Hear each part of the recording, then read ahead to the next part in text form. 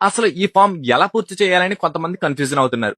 భారత ఎన్నికల శాఖ ఇచ్చిన గణన ఫామ్ లో మొదటిగా మీ డీటెయిల్స్ అనేవి ఫామ్ యొక్క పైభాగంలో ఉంటాయి.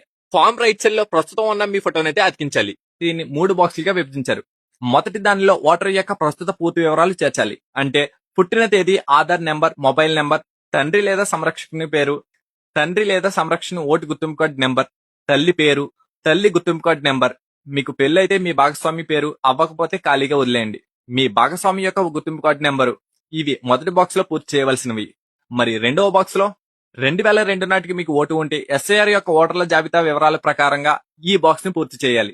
అంటే మీ పేరు, ఓటు గుర్తింపు కార్డు నెంబర్, బంధువు పేరులో తల్లి లేదా తండ్రి పేరు, వారితో మీకు ఉన్నటువంటి బంధుత్వం, తల్లి లేదా తండ్రి, జిల్లా, రాష్ట్రం, శాసనసభ నియోజకవర్గం పేరు, నియోజకవర్గం సంఖ్య, భాగం సంఖ్య అంటే మీ ఏరియా బూత్ నెంబర్ వెయ్యాలి.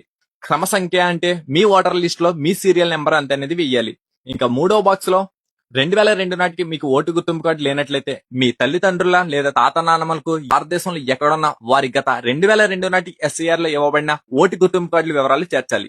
అంటే పేరు అని ఉన్న చోట తండ్రి పేరు రాయాలి. ఓటర్ ఫోటో గుర్తింపు కార్డు అంటే మీ తండ్రి గారి ఓటు గుర్తింపు కార్డు నెంబర్ వెయ్యాలి.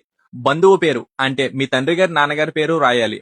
బంధుత్వం తండ్రి, జిల్లా, రాష్ట్రం, వృద్ధి, క్రమ సంఖ్య అంటే మీ ఓటర్ లిస్ట్ లో ఉన్న మీ సీరియల్ నెంబర్ ఎంత అనేది వెయ్యాలి. 2002లో ఓటు ఉంటే